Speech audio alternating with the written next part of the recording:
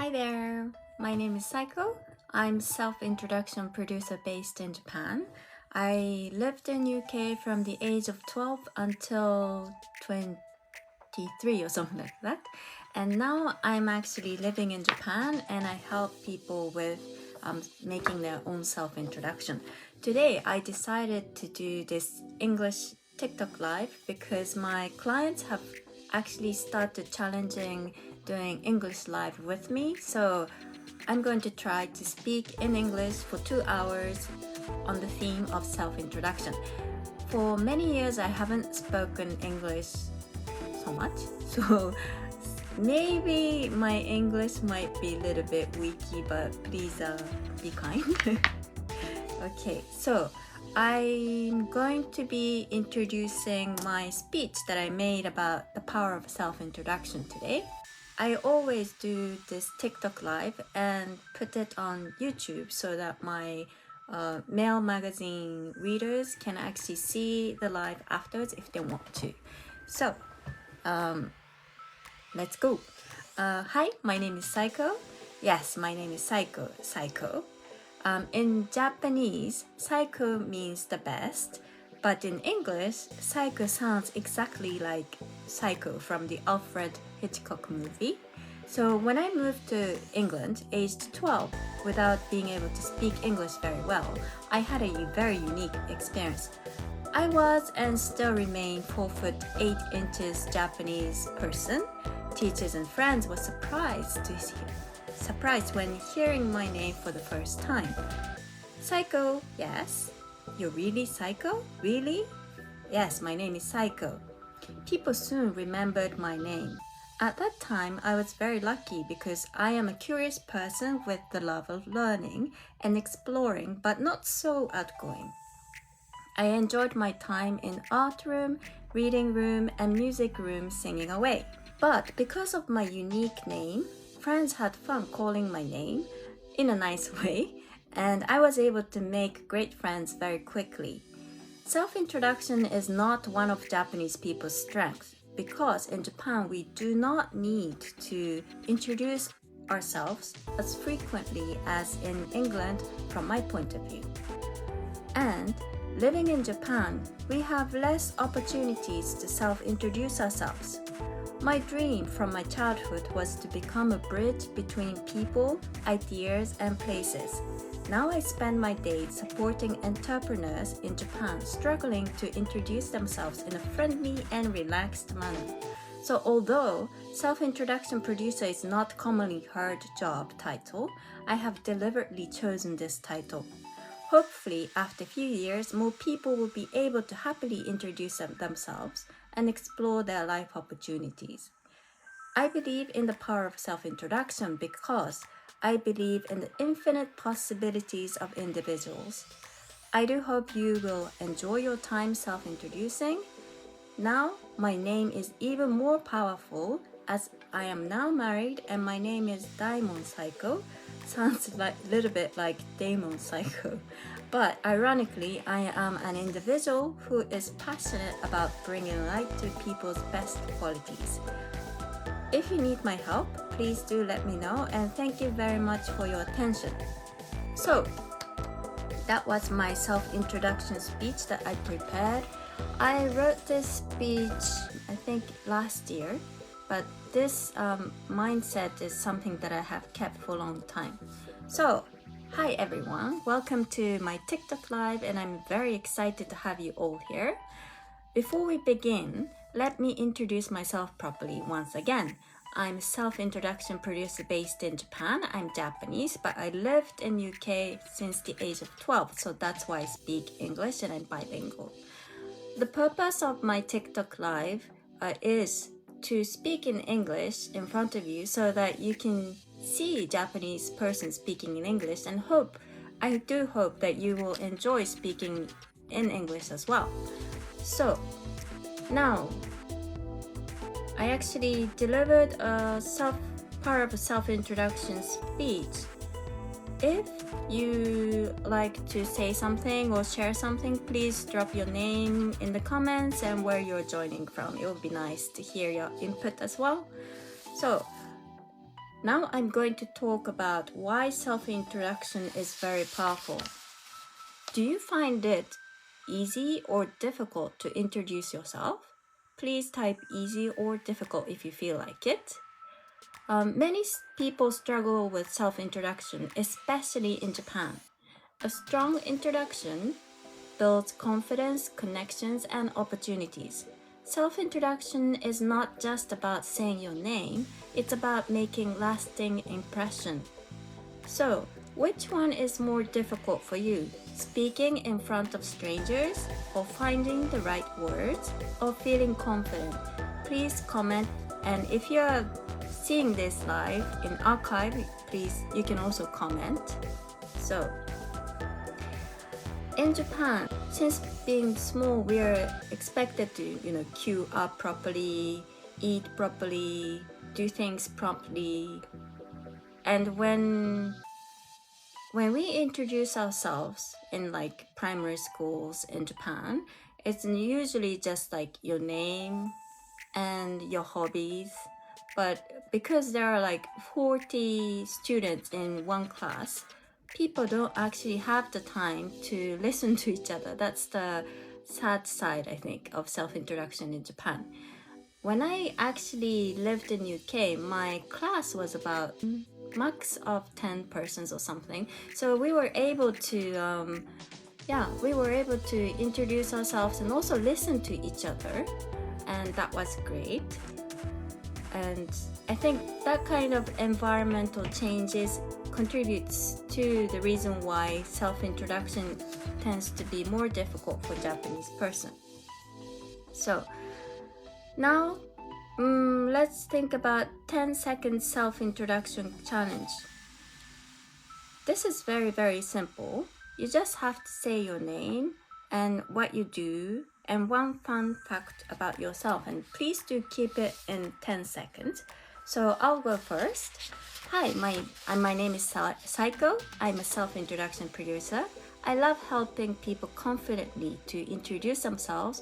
I'm a great cook with curry, but not other cooking techniques. So now it's your turn. Please comment your self-introduction below. I'll read some of this out loud. Okay, so for this live, I've actually used ChatGPT to make script for me. So I have something like this, but I'm finding it quite, I'm not so happy about continuing this live with this script. So I'm gonna throw this away and I'm just gonna do free talk. So now I'm going to be answering self-introduction questions that I've had from my clients in the past. And I hope that will be of some use to you. Questions I often get asked is, how can you practice self-introduction? Practicing self-introduction is actually very, very easy. All you need is yourself and mirror. Just stand in front of your mirror and just introduce yourself. Like, I'm Saiko, how are you? Nice to meet you, that kind of thing. I think in Japan, when we learn English, we don't actually do like performing arts. But when you learn English as second language, you have many chances to actually speak in front of people, speak with your other foreign friends in the same room at the same time. So I recommend just use the mirror in your house and say, hi, I'm Saiko, or hi, I'm Termin, or hi, I'm Akira, hi, I'm no name, something like that. And the point is to keep a big smile on your face, because when we speak in English, we actually use our breath from our stomach. In Japanese, we don't use so much of stomach power, I guess, when we speak in Japanese. So I think that's why many Japanese people find it quite difficult to pronounce English. The next one I would like to talk is, let me think. I'm just gonna introduce myself.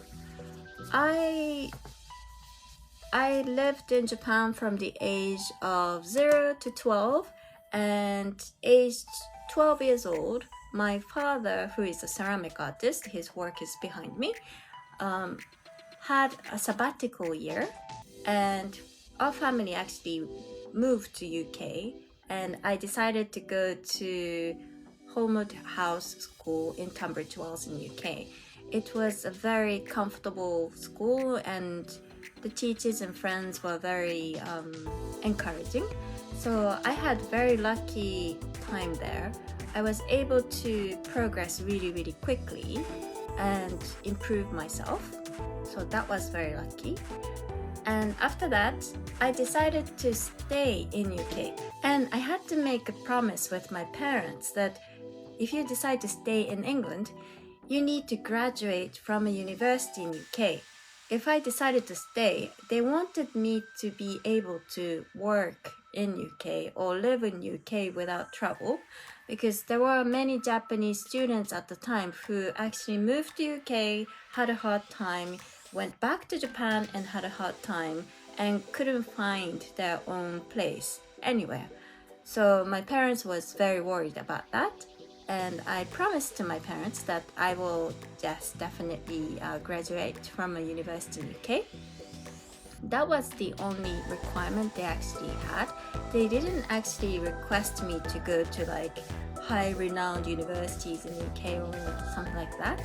But in the process of growing up in England, I learned that if you have fun learning and if you use your talents, many opportunities opens up. And I was actually able to get an art scholarship to my next school, and I had a great time because in art you didn't need language. I just needed to express myself. I also enjoyed singing, and that was also great because in singing you actually didn't need like high level of English. So when I wasn't able to speak in English very well, my heart and soul was comforted by expressing myself in art and singing. So I was very lucky. I was also very lucky because if you do art and singing, you actually use your body to express yourself. So you stop being so how do I say, so sad, I guess. When you sing, you actually use your whole body, so it's quite a lot of exercise if you sing properly. And my singing teacher was a great in teaching me like voice training that really helped me to use my voice as a whole like instrument. So I was very lucky. And so that was my experience stage like 14, 15. When I moved to UK, I was also very lucky because my parents let me travel around the world quite a lot. So on my holidays, I went to places like Brazil, Norway, Denmark, Myanmar, and many places. I actually have traveled like 34 places in the world. And it's because I decided to participate in an international volunteer organization called CIC. I used to volunteer as Asia Pacific Regional Coordinator and International Junior Representative, and had a chance to travel around the world and do different workshops around the world. It was a great fun time, and aged around 17, 18, I wanted to work in the United Nations. So I actually participated in the Modern United Nations for students. I went to Hague, I also went to the New York headquarters, and then I found out that, United Nations is not exactly where I want to go. I try to be academic, but I'm not so academic. I think if I was academic, I wouldn't be doing this work of self-introduction. I like to see people expressing, and also I like to express myself. I think stories of individuals are amazing, and I think that's why I'm able to continue this work. I actually love self-introduction so much that I created this profile note where you can write your profile in 10 minutes. It's very easy, but it has the essence of my experience of creating self-introduction in UK. So, aged 17, I was art scholar at my high school, and my teacher just expected me to go to art universities. But at that time, my mission was to go to an English university with English speaking degree. And at that time, I was thinking, if I go to art university, it wouldn't show my talent that I was able to speak in English fluently, because it seemed easy for me. It's not, but at that time it seemed too easy for me to pursue my career in art, my father being ceramic artist as well. So I didn't choose that path, but I actually chose the path of learning international relations at the London School of Economics and Political Science. On my first year, I actually took a gap year before my university. So I entered my university 1 year after my friends from my original school. And then for 3 years, I studied at the London School of Economics. Since the age of 12, my mission was to graduate from a university in UK. So my mission wasn't like excelling well in the international relations career. And for me, I think that last 3 years of being a university student was a little bit difficult, because my motivation was not so strong when I was thinking academically. Like, until like international baccalaureate and GCSEs were fine, but when you go to university, I think you really need to be passionate about what you're studying, and I actually wasn't so passionate about what I actually chose for myself. So I changed from international relations department to international histories department. I found international history more at home, because at that time I was international junior representative at a volunteer organization, and I found it very difficult to think academically while practicing international relations in my daily life. So I just decided to go to the international history department. And at that time, the London School of Economics and Political Science actually had Japanese history. So I decided to learn Japanese history in UK. I particularly wanted to learn history of Japan after 1945, because I wanted to know how the world saw Japan, and it was quite interesting, but I actually forgot many of what I learned because I'm not so academic. I'm more of a creative and fun-loving and artistic person. Yes, after so many years of trying so hard to be academic, I turned out that I'm not so academic. So that was quite an experience.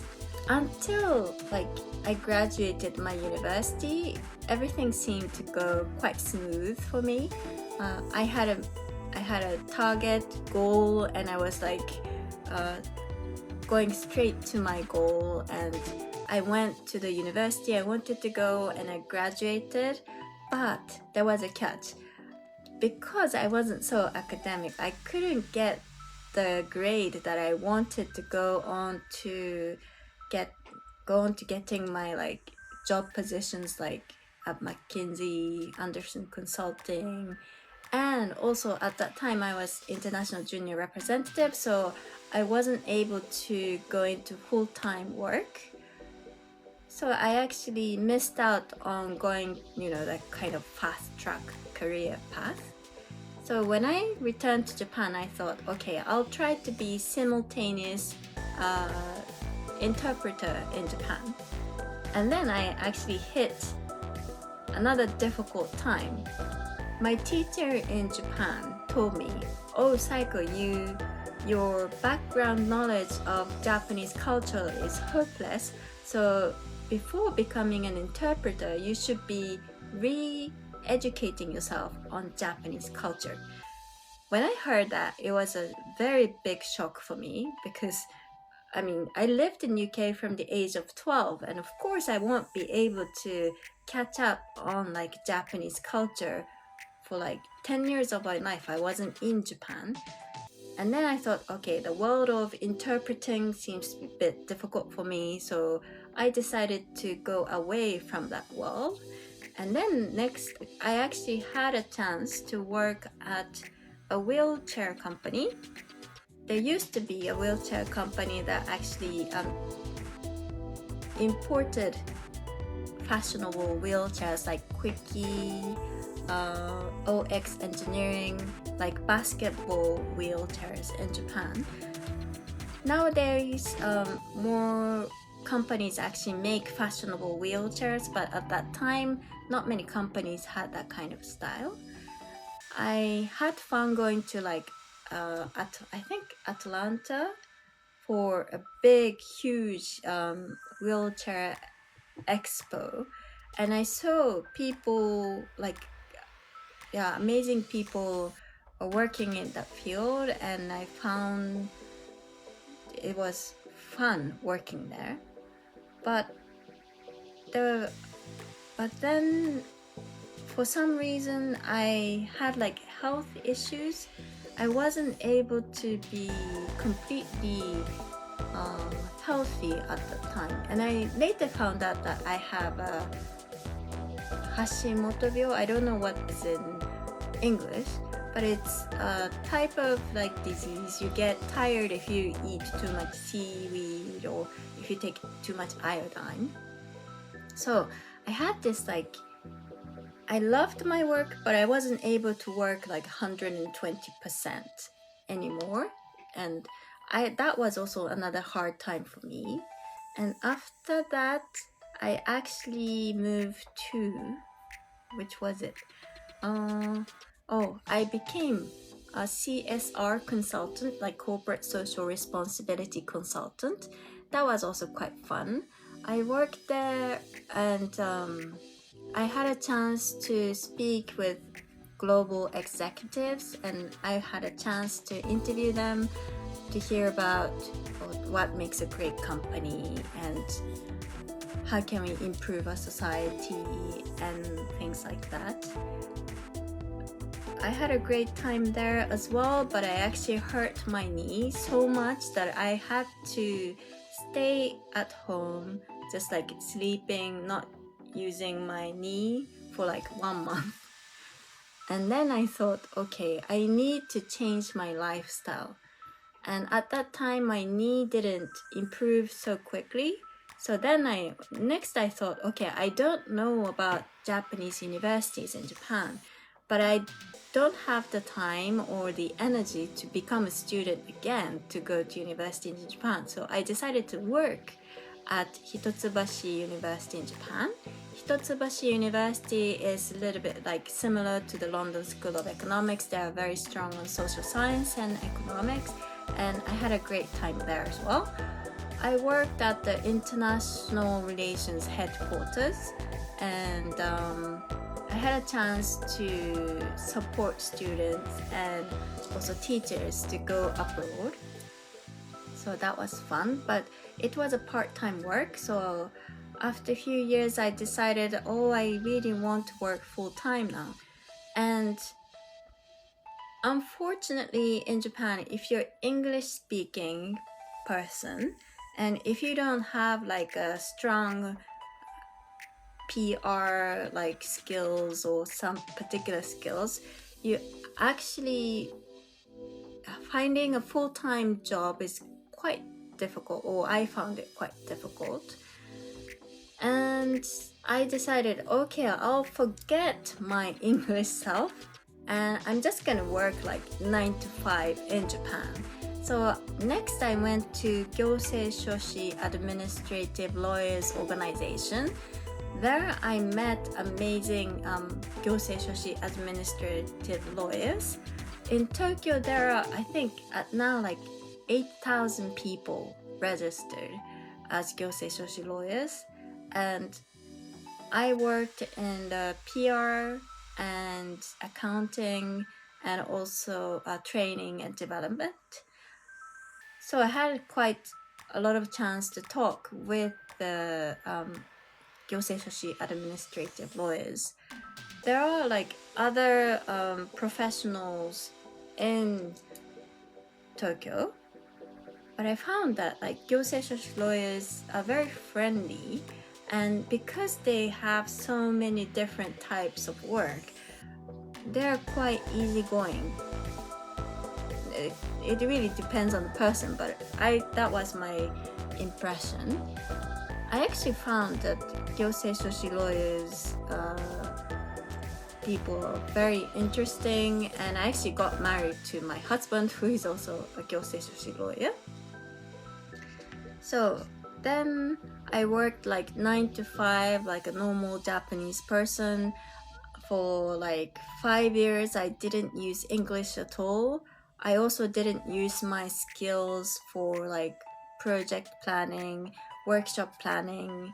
I just work like routine work, and I had a quite good time. But after being married and also after having my child, I actually found it quite difficult to balance like 9 to 5 lifestyle with child upbringing. I don't know how other people manage. I couldn't. So I decided to leave my 9 to 5 job, and at that time I was very I just couldn't work 9 to 5 anymore. So for me, there was no choice of going back working full-time in an organization. So I decided to try to become like a diet coach and also a therapist to take care of the body. And I also found that difficult because you have to find a rental space. You need to prepare towels, you need to prepare beds, you need to do sales, you need to inform the customers where to go and so on. And I found all that like administrative work very difficult. So at that time I started using this platform in Japan called Reserve Stock. It is a great platform where you can collect the list of customers and also get feedback from customers. And when I started using this platform, I found it just really fun, because just by using their services, I was able to send like reminder emails to my customers and ask for feedback, and the system just lists up the customer relation journey. It was very easy to see how I was communicating with my customers, so that was fun. Okay, and because I found it very difficult to become like a diet coach and also a therapist, at that time the only thing I was able to do was to express myself on the social networking media. Yeah, I actually wrote articles of my before after experience, and then I found out that people who saw my articles or my SNS, they actually started asking me, Saiko, how come you can like express yourself so lightly on SNS, and why do you enjoy having fun, and how can I be like you, and so on. So I decided to support the people who asked me how to do SNS, and now I'm a reserve stock official writer. I actually help Japanese entrepreneurs express themselves on the social media and also mail magazines so that they can connect with their customers. Here I am.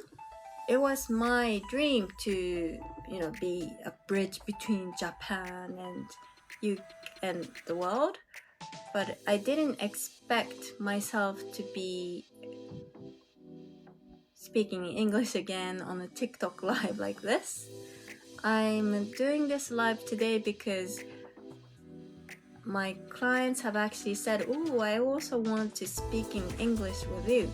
So, since I haven't spoken in English for a while, I decided to do this English live. So now I think I have spoken for like half an hour in English. And I have introduced myself. Nowadays, it's very easy to practice self-introduction in wherever you are because we have the social media. If you do recordings, if you do like these Insta lives or TikTok live, you can connect with the world wherever you are as long as you have the internet and also your smartphone. So I think we live in a very convenient era. And I do hope that more people will have fun expressing themselves in English or in self-introducing themselves, because self-introduction is an amazing way to connect with people. And I just hope that in Japan, more people will enjoy being expressive and that people become our treasures.